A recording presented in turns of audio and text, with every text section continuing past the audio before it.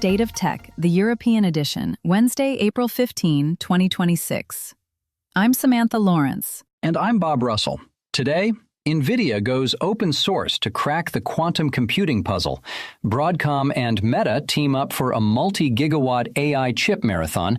Amazon's AI agents are designing antibodies at breathtaking speed. Lucid and Uber are scaling robotaxis to 35,000 vehicles. Amazon makes a $10.8 billion satellite play for Globalstar, and Intel teases its next-gen desktop chips amid a turbulent hardware market. Let's start with quantum. So NVIDIA just dropped something pretty significant. They're calling it Ising, and it's the world's first family of open-source AI models built specifically to accelerate quantum computing. The name's a nice nod to the Ising model in physics, by the way. And the core idea here is that quantum computers are still incredibly fragile.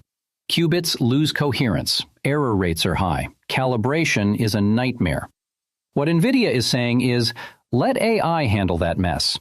These Ising models focus on two critical problems: quantum processor calibration and quantum error correction. And the numbers are genuinely impressive. We're talking up to 2.5 times faster performance and 3 times higher accuracy for error correction decoding. That error correction piece is huge. Because without reliable error correction, you can't scale quantum. You just can't. So positioning AI as essentially the control plane for quantum machines, that's a bold architectural bet. And the fact that it's open source changes the game. This isn't locked behind a proprietary wall. Anyone can build on it, adapt it, improve it. That's a deliberate ecosystem play by NVIDIA. Which brings us to Europe. IQM Quantum Computers in Finland and the UK's National Physical Laboratory are already among the early adopters. European quantum labs have been doing excellent fundamental research, but often struggle with the engineering side of scaling up. This gives them a massive shortcut. It could genuinely reduce Europe's dependence on proprietary quantum stacks controlled by a handful of American companies. If European researchers can freely build on these models, you could see faster progress in drug discovery, materials science, logistics optimization, all areas where Europe has strong academic foundations. There's a strategic angle too.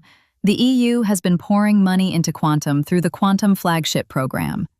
Having open-source tools like Ising available means those public investments could go further and deliver results faster. The only caution I'd add is that open source doesn't mean open playing field. NVIDIA still controls the GPU hardware these models run on, so there's a layer of dependency that doesn't disappear. But as a starting point for democratizing quantum development, this is a significant move. Agreed. And if AI really does become the brain that makes quantum hardware usable, NVIDIA just positioned itself right at that intersection. Smart. Next up, Broadcom and Meta have locked in a multi-year, multi-generation partnership to scale Meta's AI infrastructure. And the numbers here are staggering. We're talking about an initial commitment exceeding 1 gigawatt of compute power, with plans for a sustained multi-gigawatt rollout through 2029. To put that in perspective, 1 gigawatt is roughly the output of a nuclear power plant. And they want multiple gigawatts dedicated to AI. Broadcom's role is supporting Meta's custom MTIA chips. That's Meta Training and Inference Accelerator. This isn't Meta buying off-the-shelf GPUs. This is deep co-design through Broadcom's XPU platform, where the silicon is purpose-built for Meta's workloads. And what's the end goal? Meta is explicitly talking about delivering what they call personal superintelligence to billions of users across WhatsApp, Instagram, and their other platforms. That phrase, personal superintelligence, should make everyone sit up. It's ambitious language. What it means in practice is real-time generative AI features that are deeply personalized. Think AI assistants that genuinely know your preferences, your communication style, your needs. Running at scale across billions of accounts. For Europe, this is a double-edged sword. On one hand, European users get access to incredibly powerful AI features. European data centers will see increased investment and job creation. On the other hand, personal superintelligence running on data from billions of Europeans raises every privacy alarm the EU has been sounding for years. The GDPR implications alone are enormous. How do you deliver deeply personalized AI without processing vast amounts of personal data? The EU AI Act adds another layer. European regulators will be watching this very closely, and I wouldn't be surprised if we see friction between Meta's ambitions and European data protection frameworks. It's the classic tension: innovation at incredible speed versus regulatory caution designed to protect citizens. Neither side is wrong, but the collision is coming. Quick interruption. If you listen to The State of Tech regularly, hit that like button and subscribe. That way you'll never miss an episode. Okay, moving on. Amazon Biopharma Research has unveiled a platform that uses AI agents and multiple biological AI models to design antibodies. And the speed here is remarkable. They generated nearly 300,000 antibody molecule designs, selected the top 100,000 candidates, and sent them for wet lab testing. The whole process, which traditionally takes up to a year, was done in weeks. Weeks, Bob. The target is rare pediatric cancer, which makes this even more compelling. These are diseases where traditional drug discovery economics often fail because the patient populations are small and the financial returns are limited. If AI can dramatically cut the cost and time of development, suddenly those economics shift. What's technically interesting is that this isn't a single AI model doing everything. It's a network of AI agents working together, designing molecules, evaluating them, iterating. It's an AI-driven scientific workflow that integrates directly into the wet lab pipeline. For European pharma, this should be both exciting and alarming. Exciting because European companies and research institutions could adopt similar approaches. The Karolinska Institute, the Pasteur Institute, major European biotech clusters, they could all benefit from this kind of acceleration. But alarming because if Amazon is setting the pace, European biopharma risks falling behind. The continent has world-class biological research, but translating that into rapid drug development has always been a bottleneck. American tech giants bringing AI-scale speed to drug discovery could widen that gap. There's also a regulatory dimension. The European Medicines Agency will need frameworks for evaluating drugs that were designed by AI agents rather than traditional medicinal chemistry teams.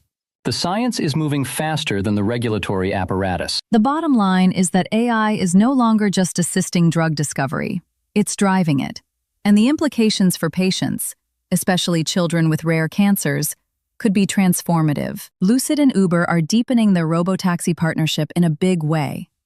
Uber is now committed to purchasing at least 35,000 Lucid vehicles for its global autonomous ride-hailing service. And the financial backing is serious. Uber has now invested a total of $500 million in Lucid. The Public Investment Fund, that's Saudi Arabia's sovereign wealth fund, is also putting in additional long-term investment. The commercial launch starts later this year in the San Francisco Bay Area using the Lucid Gravity SUV. 35,000 vehicles is a massive fleet. That's not a pilot program anymore. That's an operational commitment at real scale. And using Lucid vehicles, which are premium, long-range electric cars, signals that this robotaxi service is aiming for a higher-end experience. For Europe, the big question is when, not if. Uber already operates across major European cities. Once the U.S. operations prove the model, expansion to London, Paris, Berlin, Amsterdam, that's the logical next step. But European cities will present unique challenges. Narrow streets, complex traffic patterns, aggressive cyclists. Sorry, I'm thinking of Amsterdam specifically. And regulators across Europe have been cautious about autonomous vehicles on public roads. Each country, sometimes each city, has different rules. That regulatory patchwork is a real obstacle. In the U.S., you can launch in one state and learn. In Europe, you might need separate approvals for every market. It could slow down deployment significantly. But the pressure from consumers who see it working elsewhere will push regulators to act. And there's the labor angle.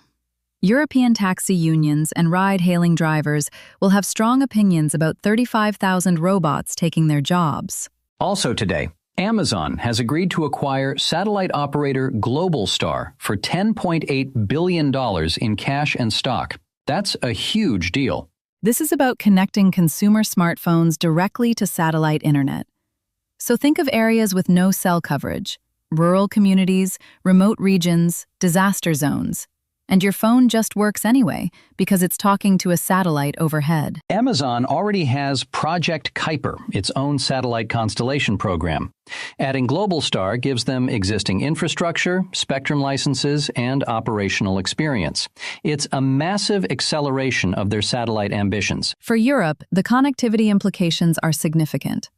There are still plenty of areas across the continent: rural Spain, parts of Scandinavia, the Scottish Highlands, Eastern European countryside, where broadband and even mobile coverage remain poor.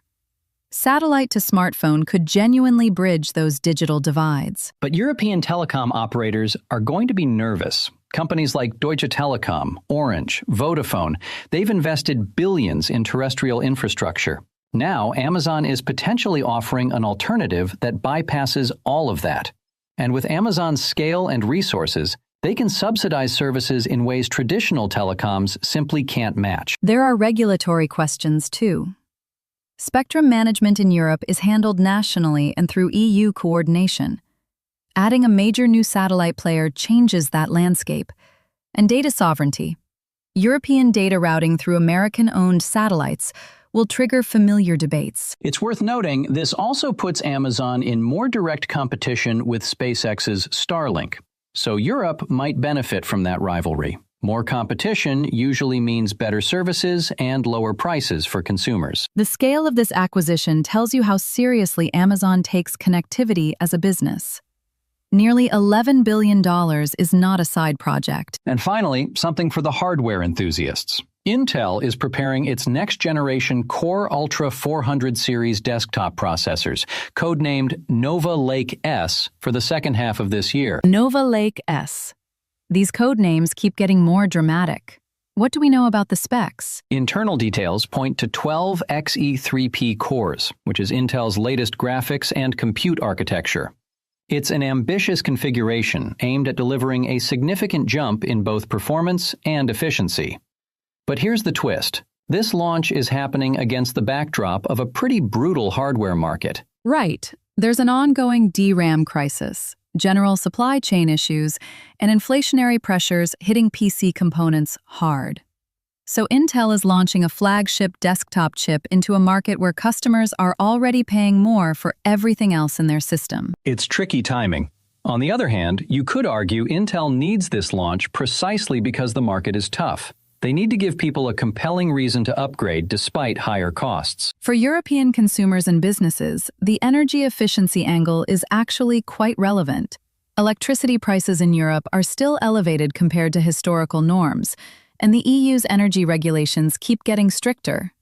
A chip that delivers more performance per watt isn't just a nice spec sheet number.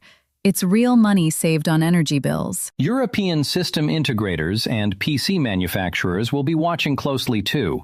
Companies like Fujitsu's European operations, or smaller boutique builders, need competitive Intel silicon to offer alternatives to AMD. Healthy competition in this space benefits everyone. I'll say this. There's something almost charming about a good old-fashioned CPU launch in a news cycle dominated by quantum AI and personal superintelligence. Sometimes you just need a fast desktop processor. Nothing wrong with a chip that makes your spreadsheets fly, Samantha. Spoken like a man who loves his spreadsheets. Today, we covered NVIDIA's open-source quantum AI breakthrough, Broadcom and Meta's multi-gigawatt AI chip partnership, Amazon's AI-powered antibody design platform, the Lucid Uber robotaxi expansion, Amazon's near $11 billion satellite acquisition, and Intel's next-gen desktop processors heading into a stormy market. Want to know more or react? Visit stateoftech.eu or email us at info@doorzetters.net. State of Tech, the tech world in 15 minutes.